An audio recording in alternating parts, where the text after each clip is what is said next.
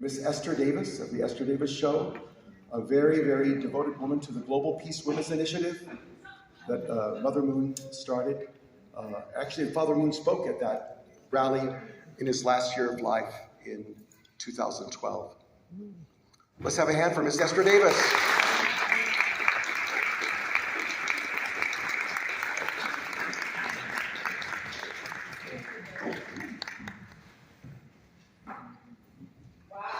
Does she look lovely or not? You did not tell me I was the first one up here, but good afternoon. Come on, good afternoon. To all of you, my brothers and my sisters, I am Dr. Esther Davis, but I'm going to tell you something. I'm really a Dallas Cowboy cheerleader for Dr. Moon. For Dr. Moon, not the Dallas Cowboys and Jerry Jones. In 1996, this is my award.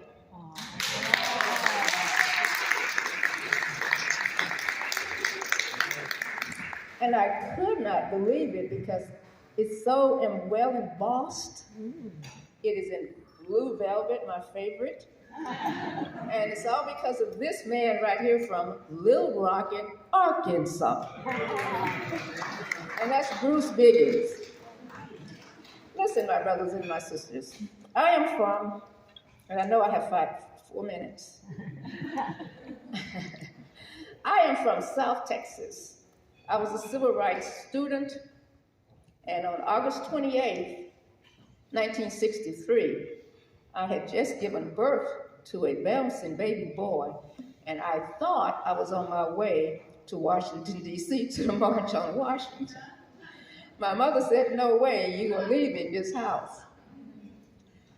But I went back to school and back to college and spent 25 years on the runway for a major fashion house. When I met Dr. Moon and Bruce Biggins,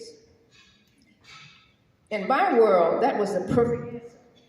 Because it was a man that didn't live in Texas, didn't live in the South, knew nothing about firsthand racism, and he's healing all over the world. It was amazing to me that this man could come from another country and tell America they were wrong, and they were, and make it all right.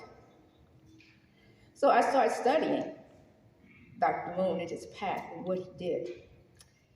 He didn't come to Texas, but the oldest son came to Texas, is that right? Yes. We had a group here, thanks to Bruce Biggins, that put these Texans together with the Arkansas people. We brought in some Louisiana people, and we made the South better again, didn't we? I am a hero for Dr. Moon and the movement, and for all the people I have met over the last 25, 30 years. These are the heroes that we need for our children.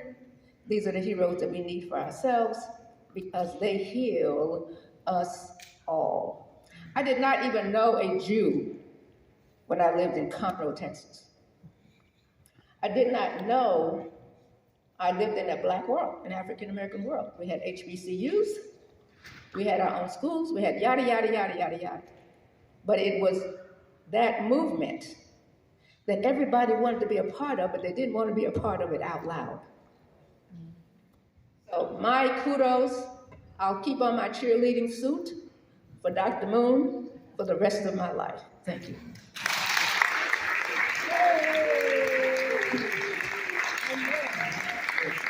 Like Trisha Interfaith Harris. Interfaith is her middle name. Please help me welcome up Dr. Trisha Harris. She's been an ambassador for peace since about 2010.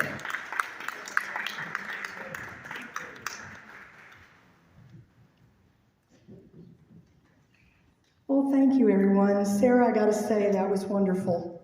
I just always love hearing you sing. But Mark, John, Fusai, Bishop Edwards, some of my favorite people in the world are in this room. And Mark called me the other day and said, can you talk about how Reverend Moon impacted your life? And I went, Okay, I got to narrow it down to one or two things. How can I do that? And one of the things it made me think of was when I was growing up, came home from school one day, and my mother was just really irritated, and that was unusual for my mom. And I went in and she was talking to her brother on the phone, and I said, "What's going on?" And she said, "I just don't understand where anyone can be persecuted for speaking their truth about their faith in God." And she talked about Reverend Moon. I didn't even know she knew Reverend Moon. And as I kind of grew older and started meeting some people and following this path, I started finding out the biggest thing that impacted me was speak your truth. No matter what your faith is, no matter how you define your faith, speak your truth. I work a lot in the interfaith community, work a lot with Hindus and Sikhs and Baha'i, Jewish, gone to the mosque a lot of different faiths, been over at the Church of Jesus Christ of Latter-day Saints. I'll give that to you, Keith. I get in trouble for saying Mormon, okay? But it doesn't really matter whether I've been in a mosque, a synagogue, a temple, a gurdwara. Doesn't matter. Everyone should speak their truth about their faith in God. And if you ever hesitate to do that, think of Father Moon. He was arrested, he was tortured, he went to prison, he was ridiculed. He had all of this horrible, horrible stuff done to him over the years.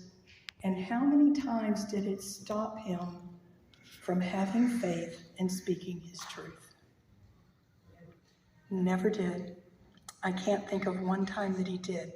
So that's the thing I narrowed it down to, of what his greatest impact on me was: speak your truth. So I hope all of you do that. Thank you.